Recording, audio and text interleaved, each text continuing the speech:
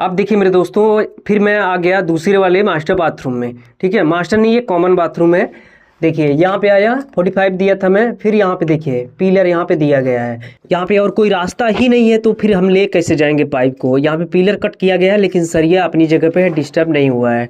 यहाँ पे कोई रूल नहीं है। यहाँ पे सबसे पहली बात तो ये बाथरूम में पिलर होता ही नहीं है। कभी भी जब आप बिल्डिंग का स्ट्रक्चर देखेंगे तो उसमें पिलर नहीं होता है, सिर्फ पार्टीशन होता है यहाँ पे ब्रिक्स का। ठीक है, तो यहाँ पे जब गलत तरीके से मकान वगैरह बनाएंगे, बाथरूम का जगह डिसाइड करेंगे, तो फिर ऐसा ही होगा। देखिए इस तरह से आया, यहाँ पे 2 एल्बो दिया, एडजस्ट नहीं हो रहा था। ये 100% गलत है। हमेशा यहाँ पे ब्लॉकेज भी आएगा, ये यहाँ पे वाटर फ्लो और प्रेशर दोनों को ड्रॉप करेगा ये।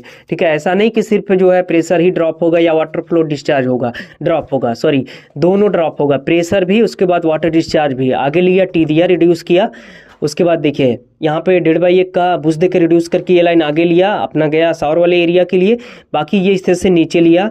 देखिए अभी ये 1.5 इंच का पाइपलाइन है, यहाँ पे आया, टी दिया, टी दे के इसको मैं थोड़ा सा रिड्यूस करके आगे लिया। अब देखिए 1 एल्बो दिया, यहाँ पे स्टॉप है ये, फिर यहाँ पे टी दे के इसको भी यहाँ पे स्टॉप किया हूँ मैं। ठीक है, बाकी यहाँ पे देखिए ये उस बाथरूम से आ रहा है, यहाँ पे एक पॉइंट दिया मैं, यहाँ पे ये वाला जो है देखिए, यहाँ पे ये फ्रेश होने के लिए पॉइंट है। मैं कैमरामैन को बोलूँगा थोड़ा सा आप दूर से दिखाइए, कवर करिए, तब ये एरिया ऑडियंस को समझ में आएगा। देखिए जहाँ पे खड़ा हूँ मैं, ये मेरा टॉयलेट वाला एरिया है। यहाँ पे एज पर कस्टमर डिमांड, उनका डिमांड ये है कि यहाँ पे मुझे 2 टॉयलेट सीट चाहिए। एक तो ओडिशा पॉइंट मतलब इंडियन सादा सीट चाहिए। ठीक है, जिसके लिए यहाँ पे हमने दिया है ये पॉइंट जो है फ्रेश होने के लिए। इसका जो हाइट है वीडियो में आपने देखा है, मिनिमम 14 मैक्सिमम 16 इंच रखेंगे। बाकी यहाँ पे देखिए ये जो लाइन है ये मेरा मेट्रोपोल आएगा। अभी ये 1.5 इंच का पाइपलाइन है। मेट्रोपोल 1.25 हो या 1.5 हो, दोनों को लगाने का तरीका थोड़ा सा डिफरेंस होता है। अगर मेट्रोपोल आपका 32/32 यानी कि 1.25/1 का है, तो उस केस में आप 1.25 का पाइपलाइन इनलेट में भी डालेंगे, आउटलेट में भी डालेंगे। लेकिन इनलेट का जो पाइप है 1.25 वाला, वो थोड़ी दूर 1.25 जाएगा, बाकी रिड्यूस हो जाएगा 1.5 इंच में। लेकिन अगर मेट्रोपोल आपका 1.5 इंच का है, मतलब 40/32 का, तो आउटलेट में 32 का पाइप होगा, इनलेट में 40 का पाइप रहेगा। और वो 40 का पाइप आप सीधा ले जाके टैंक में कनेक्ट कर देंगे, कोई भी प्रॉब्लम नहीं होगा। जैसे देखिए 1.5 इंच का पाइप यहाँ पे आ रहा है। अब यहाँ पे मैं अगर 1.5 इंच का मेट्रोपोल होगा तो भी डायरेक्ट कनेक्ट कर सकता हूँ, 1.25 का होगा तो भी मैं कनेक्ट कर सकता हूँ। लेकिन अगर मेट्रोपोल मान लीजिए 100/1.25 का है और आप ये सोचते हैं कि 1.25 का पाइप ले जाकर टैंक में डालूंगा, तो वो तरीका गलत हो जाएगा। क्योंकि मेट्रोपोल जो है ऑब्जेक्ट का काम करेगा, और हर ऑब्जेक्ट जो है जब पानी किसी भी ऑब्जेक्ट से होके जाता है तो वो टकराता है, प्रेशर डिक्रीज हो जाता है। ठीक है, कोई पानी बह रहा है, अगर उसमें आप इस तरह से पानी को रोकने की कोशिश करेंगे तो उसका वाटर फ्लो क्या हो जाएगा, कम हो जाएगा। वही चीज़ यहाँ पे होगा। मेट्रोपोल जब आप फ्लश करेंगे, वो ऑब्जेक्ट है, आगे का जो फ्लो है वो थोड़ा सा कम हो जाएगा। और पानी जब कम होगा तो पानी और एयर के बीच में जब टॉयलेट सीट के पास पानी निकलेगा, वहाँ पे एयर लॉक बनेगा, वही आवाज़ आता है कस्ट सीट में। ये कंप्लेन बहुत आया मेरे पास। ठीक है, तो यही तरीका है आपको लगाने का। 1.5 इंच का मेट्रोपोल है तो सीधा ले जाकर टैंक में डालिए 1.5 का पाइप। बाकी 1.25 का है तो कुछ दूर 1.25 ले जाकर रिड्यूस कर दीजिए, इनलेट वाला 1.5 कर दीजिए, कोई प्रॉब्लम नहीं आएगा। वही आपका 1.25/1.25 का मेट्रोपोल 1.5/1.25 बन जाएगा। ठीक है, तो ये यहाँ पे हो गया मेरा सादा सीट के लिए। बाकी ये वाला आप जो जगह देख रहे हैं, देखिए यहाँ पे मैं पॉइंट दिया हूँ। ये दरअसल यहाँ पे मेरा चाहे 2 एंगल वाल लगे अगर जेट की डिमांड हुई, अदरवाइज यहाँ पे सिर्फ हेल्थ फ्यूसेट लगेगा।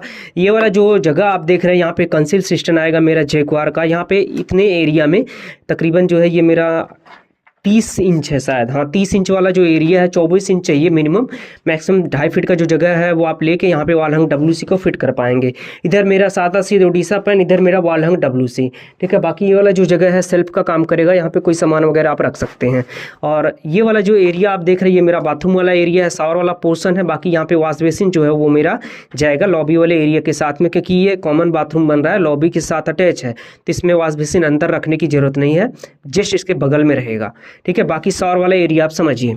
अब देखिए वहां से ये मेरा लाइन जो है इस तरह से आ रहा है सामने से। देखिए 1 इंच का पाइप दिया, टी देके इसको मैं लिया डाइवर्टर में। बाकी यहाँ पे आप देख सकते हैं इस तरह से एल्बो देके नीचे लिया।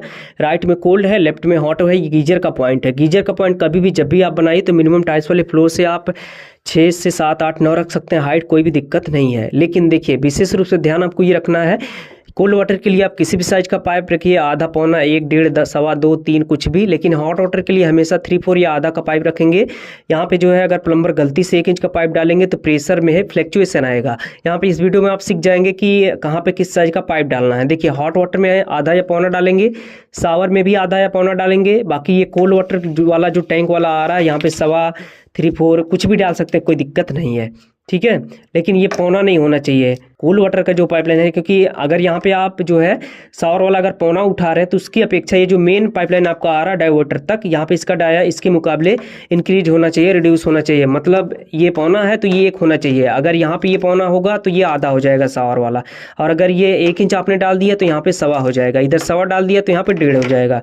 इस तरह से करके चलना है, क्योंकि यहाँ पे पानी ऊपर चढ़ रहा है ना, तो ऊपर चढ़ाने के लिए इसका डाया रिड्यूस करेंगे तभी जो है सही तरीके से जाएगा पानी शावर में, अदरवाइज फ्लैक्चुएशन होगा, कम आएगा, प्रेशर कांपेगा। देखिए यहाँ पे क्रॉस करने का तरीका देखिए, ये हॉट वाटर लाइन मेरा देखिए गीजर से आ रहा है, टी देखिए इसको लिया नीचे सीधा वॉश बेसिन के लिए। बाकी यहाँ पे 445 का मैनुअल ओवरबैंड बनाया मैं। देखिए यहाँ पे 2 पाइप इजीली क्रॉस हो रहा है, 2 क्या 2 4 10 पाइप भी आप क्रॉस कर सकते हैं लंबा ओवरबैंड बना के। इसमें वाटर फ्लो पूरा मिलता है। आगे लिया, एल्बो दिया, फिर यहाँ पे नीचे लिया, देखिए यहाँ पे डाइवर्टर में कनेक्ट किया। ये जो डाइवर्टर है जैक्वार का 3 इनलेट 2 आउटलेट डाइवर्टर है। कस्टमर कंप्लेन करते हैं कि ये डाइवर्टर उल्टा लगा है, सॉरी प्लम्बर भी बोलते हैं, तो देखिए ये उल्टा नहीं है। डाइवर्टर 2 तरह का आता है, एक होता है 2 इनलेट 2 आउटलेट और ये है 3 इनलेट 2 आउटलेट। उसमें 4 कनेक्टर होते हैं, इसमें 5 कनेक्टर है।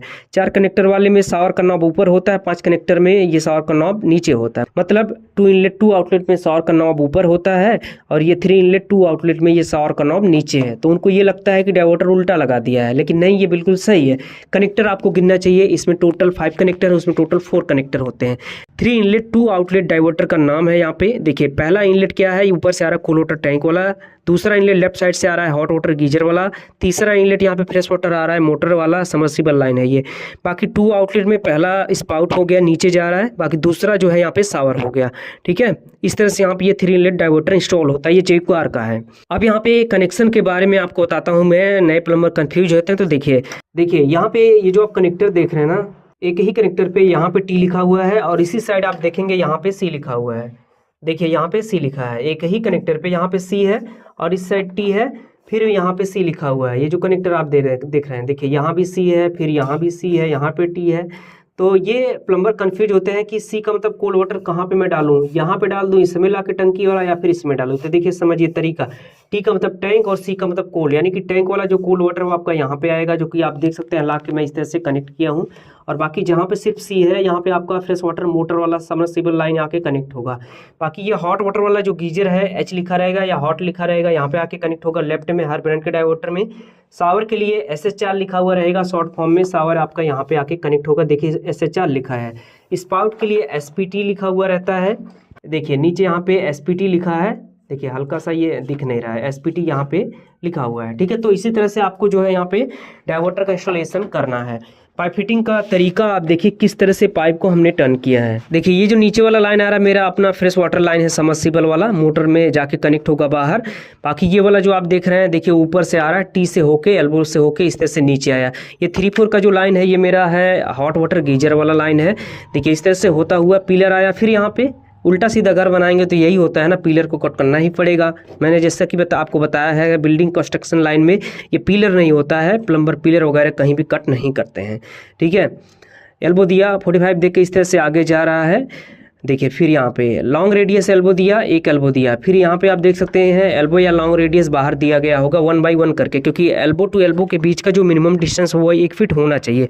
यहाँ भी देखिए यहाँ लॉन्ग रेडियस बैंड दिया ताकि जो है प्रेशर डिक्रीज ना हो और वाटर फ्लो भी लगभग बढ़िया मिले, इसलिए दिया गया है, ठीक है। आगे लिया, यहाँ भी पॉइंट उल्टा है, देखिए राइट में हॉट हो रहा है, उसके बाद लेफ्ट में कोल्ड हो रहा है, ठीक है। तो इससे कोई विशेष फर्क नहीं पड़ता है, लेकिन कनेक्शन पाइप क्रॉस हो जाता है। इसका जो तरीका है देने का, राइट में कोल्ड आएगा हमेशा, लेफ्ट में हॉट वाटर आएगा। इसका जो हाइट है टाइल्स वाले फ्लोर से मिनिमम 20 इंच मैक्सिमम 22 इंच रखेंगे, 22 से ज़्यादा नहीं रखना चाहिए, क्योंकि और ये ध्यान देना है ऊपर जो 29 इंच पे आपका टेबल टॉप का आता है ग्रेनाइट वगैरह कट करके जो है वॉल में भी लगाते हैं, तो फिर यहाँ पे पाइप नहीं होना चाहिए, ठीक है।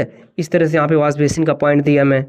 आइए अंदर, देखिए अभी कॉमन बाथरूम का पूरा पाइप फिटिंग कंप्लीट है। प्लम्बर जो है कभी भी पाइपलाइन को ऊपर से नीचे लिया फिर नीचे से ऊपर नहीं उठाना चाहिए, और जो प्लम्बर उठाते हैं बताता हूँ क्यों उठाते हैं। देखिए वो अपने काम को आसान बनाने के लिए, क्योंकि ऊपर जो है पाइप फिटिंग अगर आपको करना है ना तो फिर आपके पास 3 आदमी होना चाहिए। ऊपर लैडर के ऊपर चढ़ के कटिंग करना फिटिंग करना जरूरत तो पड़ेगी ना। एक आदमी जब ऊपर चढ़ा होगा लैडर पे वो कुछ नहीं कर पाएगा, नीचे से जब फिटिंग देगा हर चीज़ देगा तब वो काम होगा। तो ऐसे में काम डबल हो जाता है, जहाँ पे 2 दिन लग रहा है उसकी अपेक्षा उसमें जो है 4 दिन लगता है। इसलिए प्लम्बर अपने काम को आसान बनाने के लिए और कुछ एक्स्ट्रा रनिंग फिट बनाने के लिए पाइपलाइन को नीचे से लेके जाते हैं, जबकि ये तरीका गलत है। इसमें कस्टमर का नुकसान ही नुकसान है, प्लम्बर का बस कुछ फ़ायदा है।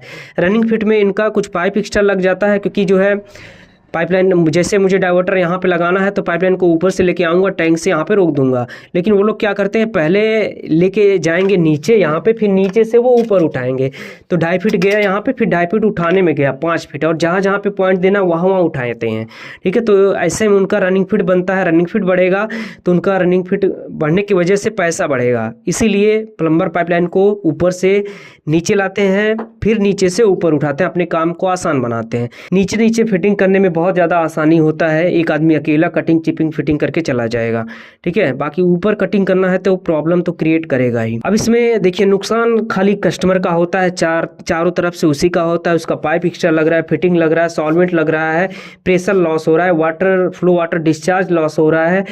कस्टमर को प्लम्बर को एक्स्ट्रा पैसे देने पड़ रहे हैं, क्योंकि जो है रनिंग फिटिंग जो बढ़ा दिया है वो, ये सब नुकसान ही नुकसान है। तो एज ए प्लम्बर मैं आपको कहना चाहता हूँ कि कभी भी देखिए जो तरीका होता है प्लम्बिंग रूल को आप फॉलो करिए। आपको लंबे समय तक अगर टिके हुए रहना है, मार्केट में काम करना है, तो पाइपलाइन 7 फीट के या 6 फीट के ऊपर से घूमना चाहिए हमेशा, क्योंकि पानी का फ्लो आप जानते हैं। देखिए कोई भी सोर्स अगर आपके पास नहीं है, नेचुरल प्रेशर इसमें आ रहा है, पानी प्रेशर बूस्टर पंप वगैरह नहीं लग रहा है, तो तरीके से घुमाना होता है। ऐसा नहीं है कि प्रेशर बूस्टर पे सेट कर दिया 12 kg का प्रेशर और उल्टा चाहे कितना भी उल्टा सीधा एल्बो लगाया तो भी प्रेशर मिलेगा। देखिए उसमें भी एक प्रॉब्लम आता है, पाइपलाइन लंबा घुमा हुआ है तो आपका इधर प्रेशर देगा 12, बाकी उधर प्रेशर देगा 6, पाइपलाइन फट जाएगा।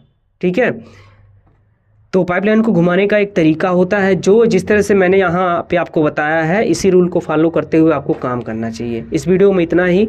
उम्मीद है ये वीडियो आपको पसंद आया होगा। वीडियो अगर पसंद आया हो तो वीडियो को ज़्यादा से ज़्यादा आप शेयर करिए अपने दोस्तों में। साथ में ही अगर आप इस वीडियो को मेरे फेसबुक पेज पे देख रहे हैं सोनू इलेक्ट्रिकल प्लम्बिंग सर्विस पे, तो आप पेज को फॉलो कीजिए।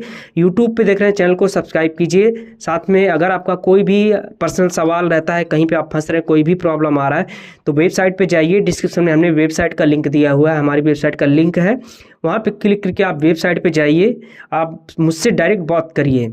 कोई भी प्रॉब्लम आता है, कहीं पे आप फंस रहे हैं, ऑडियो कॉल या वीडियो कॉल पे मैं आपको सजेशन दूंगा, प्रॉब्लम को सॉल्व करने की कोशिश करूंगा। आप जो है एक बार वेबसाइट पे विजिट करिए। Thank you so much.